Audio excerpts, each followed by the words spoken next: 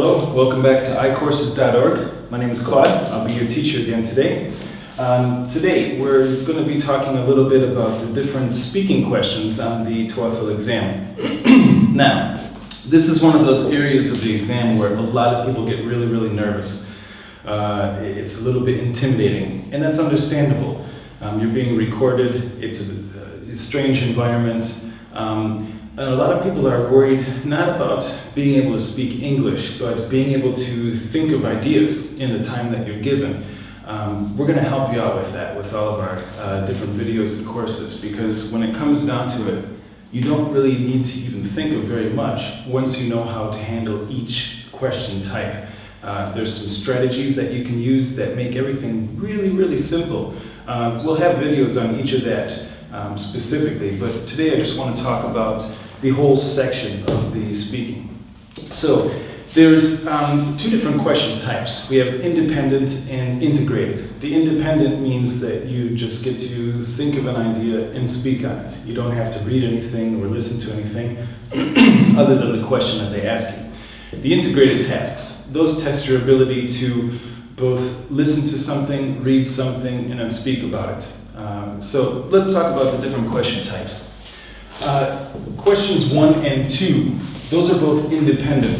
Those are the first, obviously the first ones that you're going to hear. Those ask you a simple question. You have 15 seconds to prepare and then 45 seconds to answer. And those are going to be on an opinion. Question 1 is always going to ask you an opinion, like, what was your favorite childhood toy? Give reasons and an explanation as to why. So then you have 15 seconds to prepare and 45 seconds to answer. So you just have to give your opinion and a couple reasons why. And we'll show you how to fill up that time and use it to the best of your ability. The second question, it follows almost the same format as question 1. The difference is it asks you your preference about something. It might ask you something like, some people prefer to live in a big city. Other people prefer to live in the country. Which would you prefer?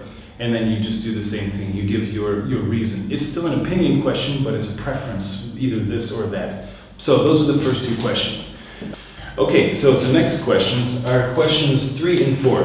These are the first of the integrated questions. You're going to be reading, listening, and speaking.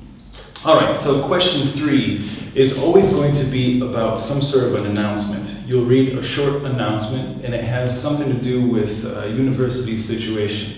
It could be about the change of the hours at a library, or it could be talking about a building closing down or a parking lot being remodeled. It's always something like that. It has to do with an academic situation or something on campus. And then you're going to listen to two people talk about that. And what you have to do in your response when you speak, you have to talk about what the people said and how it relates to the reading passage. Now, in this type of situation, there are going to be some pieces of information that you're not going to need to use in your response. We're going to show you how to find out which information is important and which information to leave out. We'll have that in another video, so you want to make sure to check that out. Question 4 is always going to be some sort of a short lecture where they introduce some sort of a topic, and then in the listening part, you'll hear a lecture, and it has to do with, it's either going to support, add to, or contrast what you read. And then once again, similar to with number 3, you'll have to speak about how these two situations are related. And once again, we'll have a video on how to best utilize that information and to fill up the time. Because in this one, you have 20 seconds to prepare and 60 seconds to speak. So we'll show you the best techniques on how to maximize that time and give the best type of information for those questions. The last two, these are the ones that people get really nervous about, but there really is no need to do so. If you know the techniques, there's not going to be any problem. Now, number 5, it's integrated, but this time just two tasks, listening and speaking. So first you're going to listen to a conversation between two students. There's always going to be some sort of a problem. You'll hear one student talk about a problem that they have. The other student will kind of be just they won't really be a big part of the conversation. They'll just be saying things like, oh yeah, that's too bad. They might offer some information about it, but generally it's usually one person talking, either a man or a woman. So they introduce the problem, the other person may give a solution. They probably will say, well, I don't like that idea because I have this, and they offer another solution.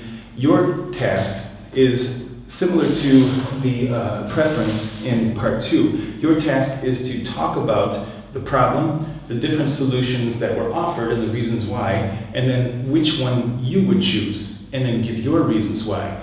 So in your response, while you're talking about the different situations, you'll be showing how they relate to each other, and then talk about which one is your preference. Now that's one where some people might think, you spend time thinking about, well, what would you do? We'll show you some techniques on how to kind of bypass that situation so you don't even have to spend time thinking about the situation. You just use some techniques and we'll take care of it with no problems. Okay, so the last one, question 6. That one is the longest one. That one you're going to hear a lecture talking about a situation. It's going to be fairly long. And you're definitely going to have to take lots of notes. You want to take notes on everything throughout the test, really. But this one, it's really important because they're going to talk about a topic. They're going to give at least 2 different examples of the topic with lots of details about those examples. So you have like your main idea, a supporting detail, and a second supporting detail with lots of examples with each one. So you want to make sure that you have all those points. And then you have to speak about that in the end. One of the things that you're going to realize as you start working through the different sections is that some of the speaking sections are almost like the writing sections. The difference is that in the writing sections you have a little bit more time to put your thoughts on paper. But once you see how they're related, it'll make both of them a little bit easier. But we'll have plenty of videos on how to best maximize your time, how to get the most information out, and to talk about those really good linking words that they really love to hear on the exam. And also about note-taking. Always take plenty of notes. It's one of the most important things that you can do. So, independent integrated speaking test, speaking questions. We're going to have videos about that, so stay tuned, and we'll see you again. Once again, my name is Claude, and thanks for stopping by to iCourses.org. Have a great day.